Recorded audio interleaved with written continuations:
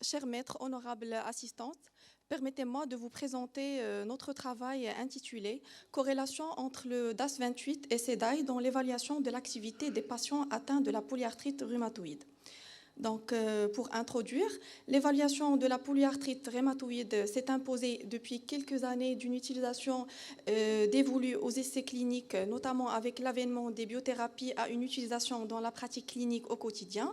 En effet, ces nouveaux traitements qui coûtent cher et non dénués d'effets iatrogènes doivent trouver leur indication après une évaluation rigoureuse de la maladie en utilisant les mêmes outils entre collègues. L'évaluation de l'activité de l'APR repose sur un ensemble de scores, soit sur les critères ACR ou bien les critères européens de l'EULAR, basés sur le DAS28, le SEDAI et le SDAI. Le DAS28 est le plus utilisé et reste le gold standard dans l'évaluation de l'activité de la polyarthrite rhumatoïde, mais le SEDAI reste plus pratique car il ne nécessite aucun examen biologique. L'objectif de notre étude était de comparer le DAS28 CRP et le SEDAI dans l'évaluation de l'activité de l'APR dans notre service. Pour cela, nous avons mené une étude rétrospective au service de rhumatologie au CHU Mohamed VI de Marrakech sur une période de 14 ans.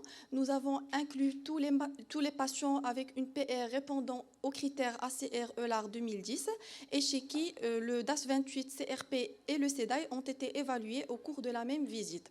Nous avons exclu tout patient avec une PR probable ne répondant pas aux critères ACR-EULAR 2010 et tout patient chez qui le DAS28 CRP et SEDAI n'ont pas été évalués au cours de la même visite. Nous avons fait le recueil des caractéristiques démographiques, cliniques, biologiques, radiologiques et thérapeutiques également.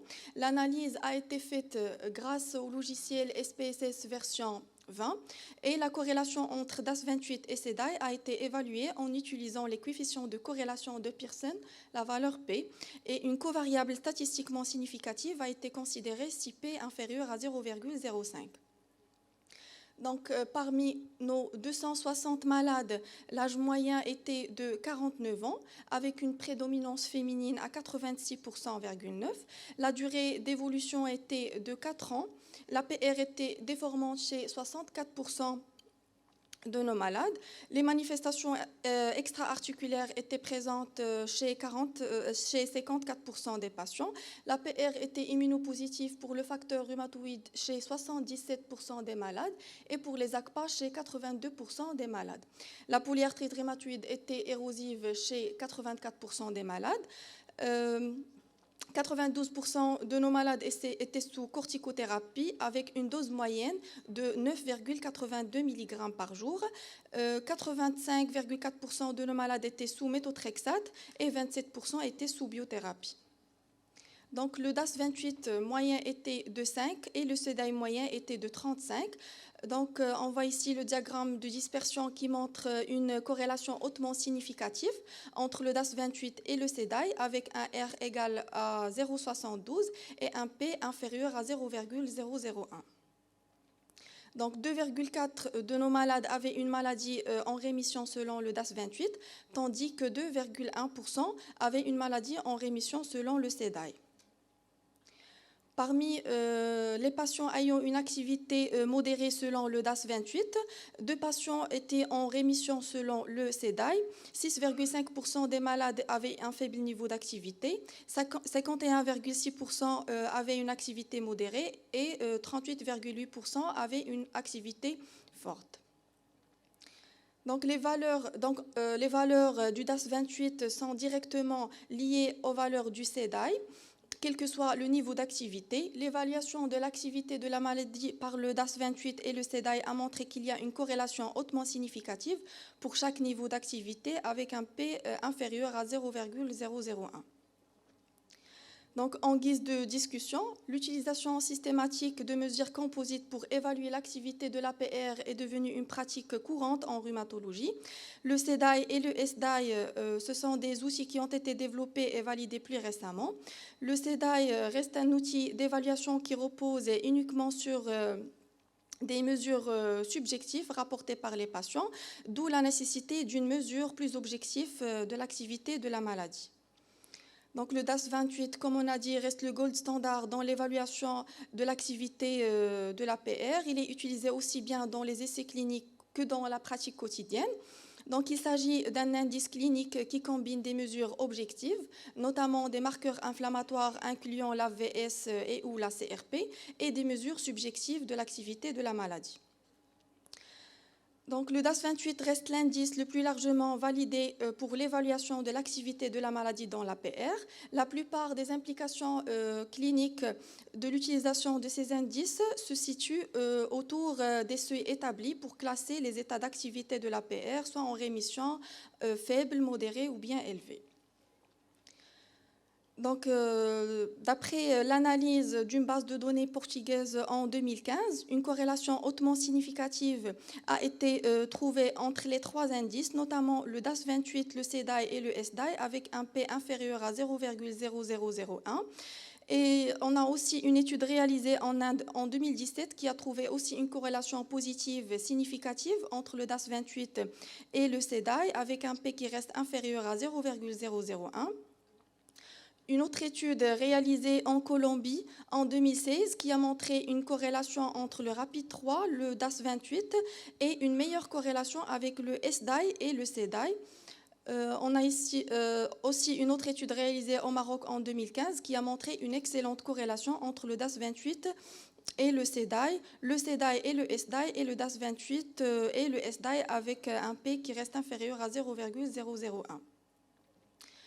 En Égypte, une étude réalisée en 2017 qui a montré aussi qu'il y avait une corrélation positive significative entre les trois scores avec un P inférieur à 0,001. Donc, pour conclure, le CDAI a une forte corrélation avec le DAS 28 régulièrement utilisé pour l'évaluation de l'activité de l'APR chez les patients en pratique quotidienne. Des études supplémentaires sur des échantillons plus importants sont nécessaires concernant l'utilisation de scores composites comme guide pour le traitement de l'APR et définir ses caractéristiques dans la population marocaine. Et je vous remercie. Merci. On va passer à la discussion concernant les cas cliniques. Est-ce qu'il y a des questions dans la salle? Oui, c'est...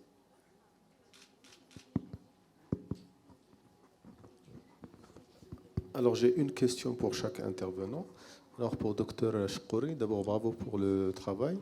J'ai été un peu surpris par le fait que le CDAI soit pris. Est-ce que vous l'avez mesuré a posteriori sur les variables ou il était disponible sur les dossiers? Parce que c'était 260 patients. Est-ce qu'on a une idée sur le nombre de dossiers où il n'était pas disponible? Alors, vous n'avez pas précisé s'il a été pris a posteriori ou il était déjà disponible sur les dossiers, parce que s'il était déjà disponible sur les dossiers, vous mettez la pression sur les résidents des autres CHU. Donc, une partie, ça a été déjà sur les dossiers. Les dossiers les plus récents, on a déjà trouvé le CDAI, mais les plus anciens, on les a calculés. D'accord, merci. Et une question pour Dr Anas Harrab concernant les 83% de patients qui étaient favorables à la téléconsultation. Alors, comment a été formulée la question? C'est est-ce que vous seriez favorable à la téléconsultation si la pandémie persiste, ou est-ce que vous seriez favorable à la téléconsultation dans l'absolu? Donc on parlait surtout dans l'absolu, mais le contexte général du questionnaire était en rapport avec la pandémie. Parce que c'est surprenant que 83% des Marocains seraient favorables à une téléconsultation dans l'absolu. C'est le chiffre qui m'avait un peu interpellé. Oui. Ouais, ouais. Bah, c'est l'hôpital militaire, donc il n'y a pas de problème de gratuité.